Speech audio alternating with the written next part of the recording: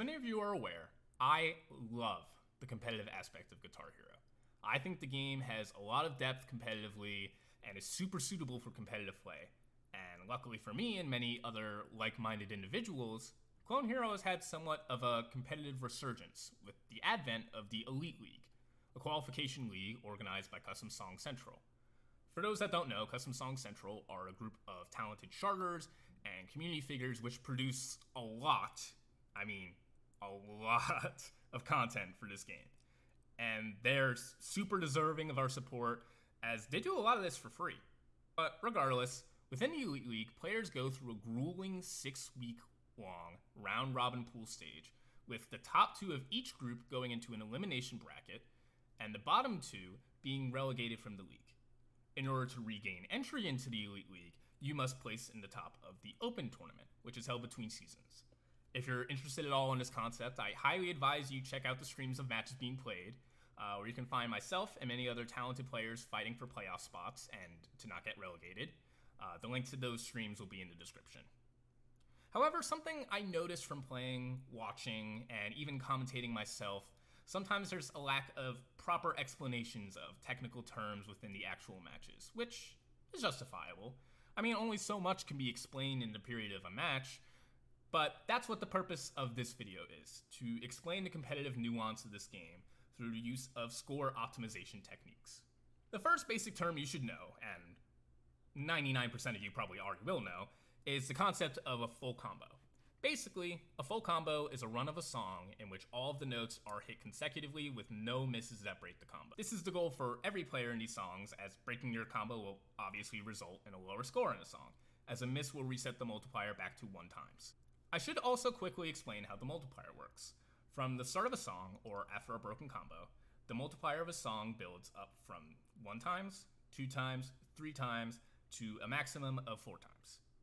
This is what is used to calculate how much score you get when you hit a note.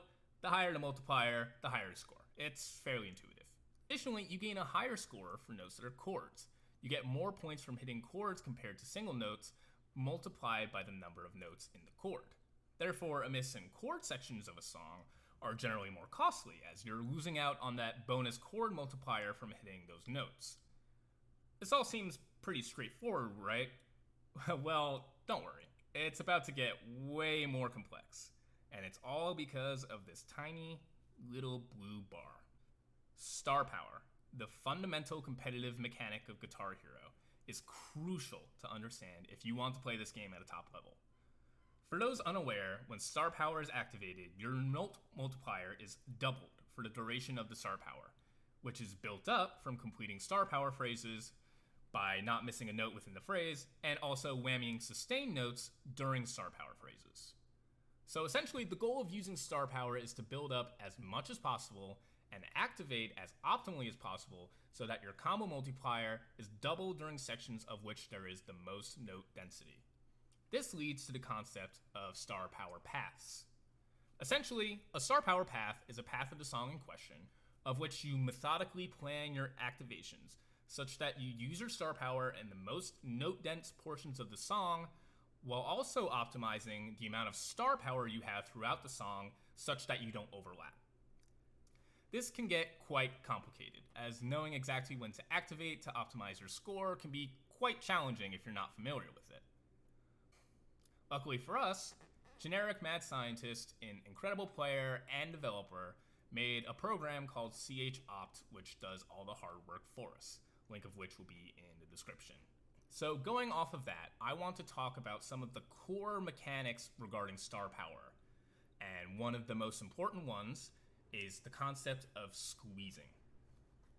Squeezing is the concept of optimizing your star power activation such that on the note you activate, you hit the first note of your activation as late as possible, and hit the last note of your activation as early as possible.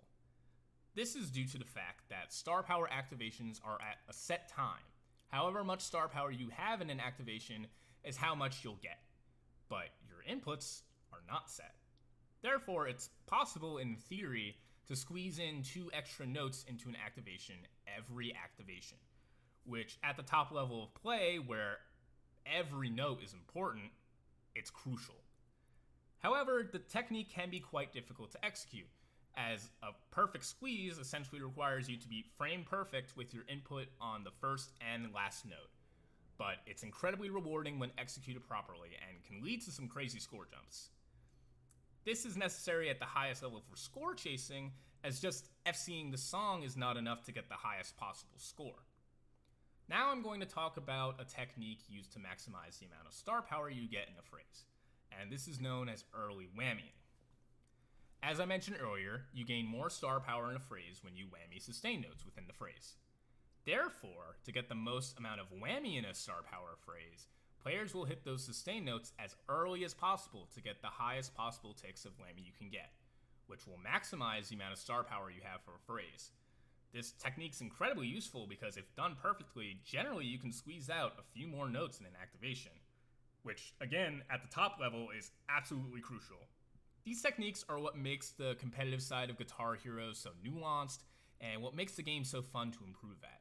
The skill ceiling for this game is already nearly endless, and these additional techniques add so much more depth and challenge to an already challenging game, which makes the game incredibly exciting to improve at.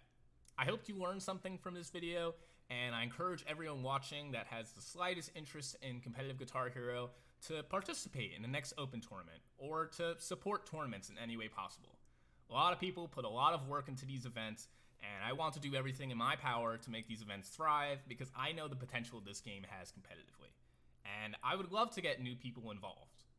Feel free to reach out to me if you have any questions about the game or any questions regarding competitive play, because I would love to answer any questions and provide my insight on the game.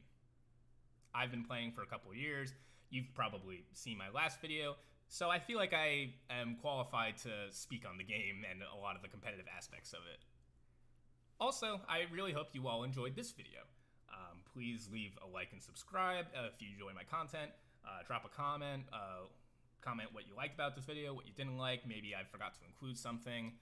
And I just want to say thank you so much for watching. I always love my fans that support my content in any way. It means the world to me when people enjoy what I'm putting out. So if you do enjoy my content, make sure you drop that subscribe, and I'll see you guys next time.